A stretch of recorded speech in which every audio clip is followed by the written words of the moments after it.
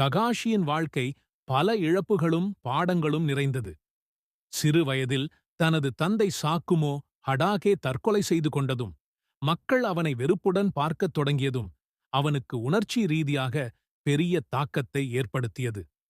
தனது அசாதாரண திறமையால் சிறந்த ஷினோபியாக வளர்ந்தாலும் வாழ்க்கை அவனுக்கு தொடர்ந்து சோதனைகளை கொடுத்தது. ஒபிட்டோ உதவியால் ஷரிங்கன் பெற்றதும் ரின்னை காப்பாற்ற முடியாமல் போனதும் அவனது மனதை கூர்மையான வலியுடன் வடிவமைத்தன. நேரம் கழிந்தபோது அவன் ஒரு சக்தி வாய்ந்த ஜோனினாக மாறினான். ஆனால் உணர்ச்சிகளுக்கு இடம் கொடுக்காதவன் என்பதால் அவனை பிறர் கடினமானவன் என்று கருதினர். அதற்குப் பிறகு அவன் தனது புதிய மாணவர்களான நருட்டோ, சாசுகே, சாகுராவை வழிநடத்தத் தொடங்கியது. இது அவனுக்கு ஒரு புதிய நோக்கம் அளித்தது. கடைசியில் வாழ்க்கையின் பல பாடங்களை கடந்த பிறகு அவன் லீஃப் வில்லேஜின் 6வது ஹொககே ஆனான்.